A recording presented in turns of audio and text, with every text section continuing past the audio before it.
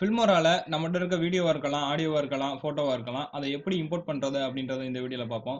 வீடியோக்குள்ள போறதுக்கு முன்னாடி நீங்க இன்னும் நம்ம சேனலுக்கு சப்ஸ்கிரைப் பண்ணலைன்னா, ரெட் கலர் சப்ஸ்கிரைப் பட்டன பிரஸ் பண்ணி சப்ஸ்கிரைப் பண்ணிக்கங்க. கூட இருக்க பெல் ஐகான பிரஸ் பண்ணி ஆல் ஆப்ஷன செலக்ட் பண்ணிட்டீங்கன்னா, எப்பலாம் நான் வீடியோ அப்லோட் பண்றேனோ அப்பலாம் உங்களுக்கு நோட்டிஃபிகேஷனா வந்துடும்.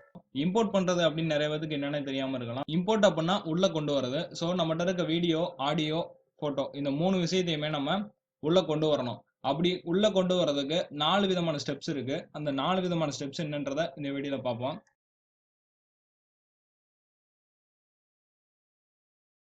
ஃபர்ஸ்ட் டிராக் பண்ணி எப்படி வீடியோ, இமேஜ், ஆடியோ இந்த 3 விஷயத்தையுமே உள்ள இம்போர்ட் பண்றது அப்படின்றத பார்ப்போம். சோ இப்போ நான் எப்படி டிராக் பண்ணி உள்ள கொண்டு வரது அப்படின்றத செஞ்சு காட்டுறேன். என்கிட்ட இங்கனக்குள்ள ஒரு டெஸ்க்டாப்ல ஒரு வீடியோ இருக்கு. அதை எப்படி உள்ள கொண்டு வரேன் அப்படின்னா, டிராக் அப்படின்னா இழுத்து விடுறது. ஓகேவா? இங்க இருந்து இழுத்து இங்கனக்குள்ள விடுறேன். எனக்கு இம்போர்ட் ஆகி வந்துருச்சு. ஓகேங்களா? இது முதல் ஸ்டெப்.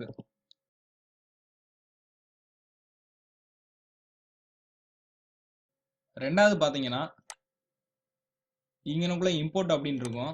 அந்த இம்போர்ட்ல போய் இம்போர்ட் மீடியா ஃபைல்ஸ் அப்படின்றத கிளிக் பண்றேன். வீடியோ செலக்ட் பண்ணிக்கிறேன். ஓபன் கொடுத்துக்கிறேன். இம்போர்ட் ஆகி வந்துருச்சு. இது ரெண்டாவது ஸ்டெப்.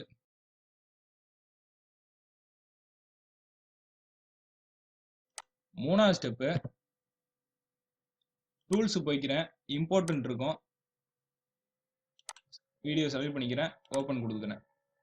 இது மூணாவது ஸ்டெப்.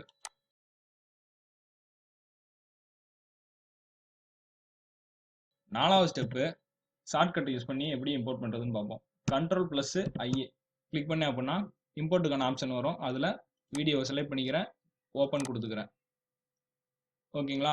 இந்த மாதிரி நம்ம இம்போர்ட் பண்ணிக்கலாம். இது வீடியோவா இருக்கலாம், ஆடியோவா இருக்கலாம், இமேஜஸா இருக்கலாம். எந்த ஒரு விஷயத்தையுமே நம்ம இதுல வந்து இம்போர்ட் பண்ணிக்கிற முடியும்.